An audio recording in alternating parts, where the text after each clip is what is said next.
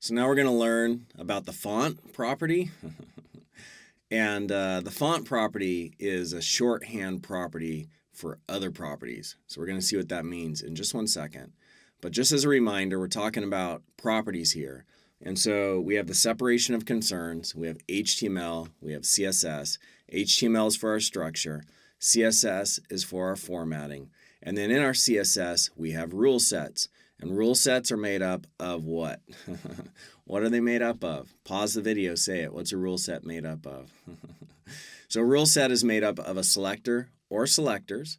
And we've learned all about selectors and compound selectors and whether or not there's a space between an element and an ID or no space between an element and an ID and what that means, right? And we've learned about CSS specificity and the importance of order. So all of this stuff is really important when it comes to CSS and selectors and how CSS is applied. So we have our rule set. It has a selector.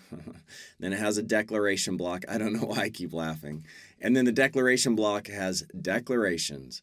And the declarations are made up of properties and values. So now we're talking about the font property. So just pause the video for a second and re-say all that in your own head. Pause the video, re-say all that in your own head, or write it down on a piece of paper. Because in my experience, like 16 years, 17 years, like almost 20 years teaching at the college and university level, in my experience, it takes students a while just to nail that, to have the right terminology, to think about it in the right way. So we're talking about a CSS property right here, okay? The font property. So if you haven't paused the video, pause the video, okay? And say that to yourself. All right, now let's go on. So the font property, and where we're going to learn about the font properties, we're going to go to MDN font. So I already have that open. And up at the top, this is a place you go for documentation. It says it's a shorthand property. Well, what's a shorthand property? So we could use the font property and we could put values into that, right? We could set the font property to certain values. And those values are going to be, this is a shorthand technique for setting a bunch of other individual properties. So alternatively, instead of making the font, instead of using the font property, we could use the font style, the font variant, the font weight property, the font size property, the line height property, and the font family property. So we could use each of those individually, or we could just use the font property and use settings from each of these and stick them into the font property, and the font property will be like, oh, okay, I know what's going on. So when you first start out, it is always best not to use the shorthand property. Use each of the individual properties, understand them, explore them, look at them in MDN documentation, right? Font style lets you select italic or oblique faces. So understand each of the individual ones first, and then use the shorthand property. The next thing you should always do when you're looking at documentation on MDN is go to examples. So I'm going to click on examples. This is like the second thing I do. So when I come here, I read this, and then I go to examples. And so down here are examples of the font property being used. And notice here's the shorthand technique. And so the shorthand technique has font 12 pix / 14 pix sans serif. Well, what the heck does that mean? So I've highlighted what that means right here. Font size is being set to 12 pix. And remember, this is a CSS property. And line height is being set to 14 pix. But here we did it with the shorthand notation. As you're learning, just set font size 12 pix, right? Like set that property value as a declaration. Line height 14 pix. Set that property to that value as a declaration. Here's another example of the shorthand property, font 80% sans serif, right? So 80%, the font size is 80% of the parent element. Here's another one, bold, italic, large, serif. So font weight is bold, that's a property. Font style is italic, that's a property. Font size is large, that's a property. And then the font is family is being set to serif right there. So let me just set that font family to serif. Wah, wah, wah. There we go. Font family is being set to serif. Cool. So that's how the font thing works. It's made up of the font shorthand property. It's made up of 6 other CSS properties because it's a shorthand property. It's made up of font style, font variant, font weight, font size, line height, and font family. And check out this cool example that they have right here. So I'm going to hold down Control plus on my keyboard, hold down Control and press plus, and I just made that all bigger. And you can play with these right here. So here's some sample text, right? So what happens if I make the size bigger? Cool, the size is bigger. What happens if I make the line height 1.2 or 3, right? It kind of moves it around vertically. What happens if I make it bold? Cool, there's bold. Serif versus sans serif, right? So I'm going to talk about that in a second. Or small caps, serif, sans serif, small caps, or oblique or italic. Oblique and italic, they look like they're cousins. Look pretty normal. So you could see here, right, like how you could, use these 6 properties to change text. So what's the difference between serif and sans serif? So if we really get close on this text, so I'm just going to really zoom in here, and then we set serif versus sans serif, you can see that serif has these little feet. The serif has these little feet. You see those little feet? Like that M has a foot. The P has a little foot. The T has a little foot. Sans serif, nothing. Straight line, peg leg, no foot. Peg leg. And so that's the difference between serif and sans serif. So generally speaking, on the web, people like sans serif. That's what people use. And there's like a bunch of articles out there that will say, hey, sans serif is what you should use on the web. It's the most readable. And generally speaking, yeah, that's what people use. So if you want to stick with what people use sans serif. But if you wanted to sort of, break and do something a little bit different with design, you could use serif. So it does. There are studies that say sans serif is more readable on the web. I've linked a couple of articles here.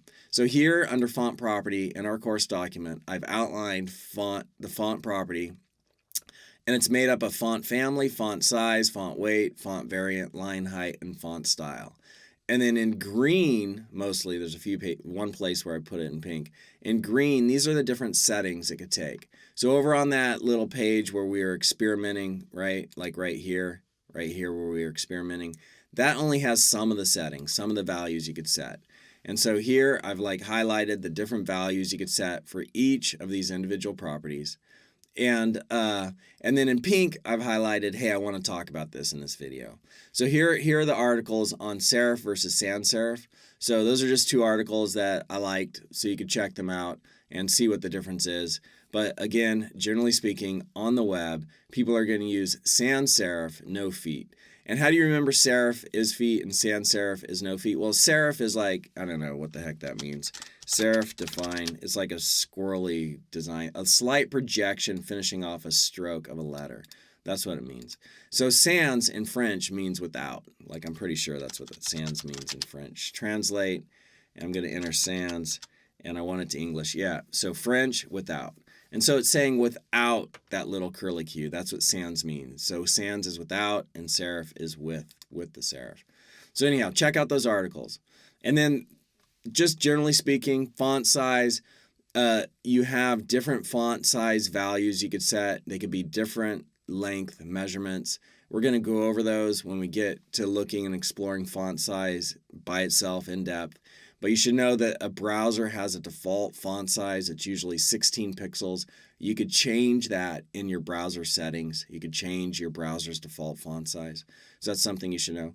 You should also know font weight has settings of bold, lighter, bolder, normal. But basically font weight bold.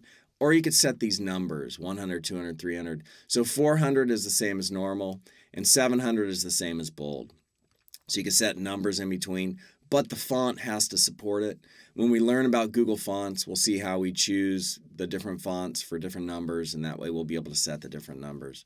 And font variant lets you do the small caps. So we saw that, which is pretty cool. Font variant, small caps, right? You could kind of see how that changes the style there, the way it looks. But text transform is like font variant's twin brother or twin sister. So, font variant does small caps, but text transform does uppercase, lowercase, and capitalize. So that's another property, another CSS property in and of itself.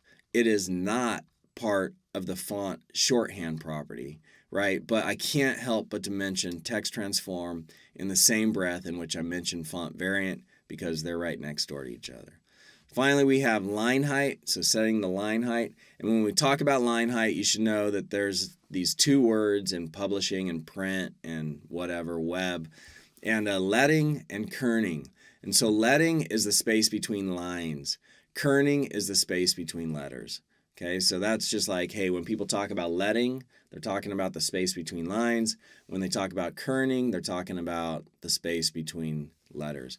I don't know, like the analogies that come to mind for me, leading and line, right? So lead is kind of heavy, flat, long, I don't know. Leading and line both start with L. And then kerning in letters, kerning is like pop kernels or something, and each letter is a little kernel, and I want to space them out. Maybe that'll help you remember it.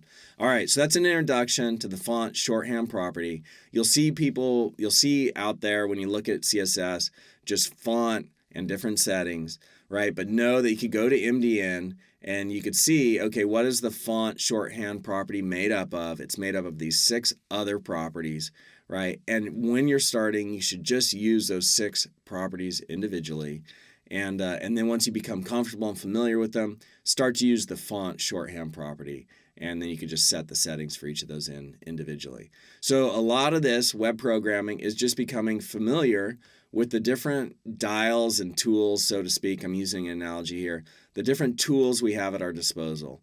And under CSS, when we do our formatting, a large majority of that is just becoming familiar with the different properties and values we could set.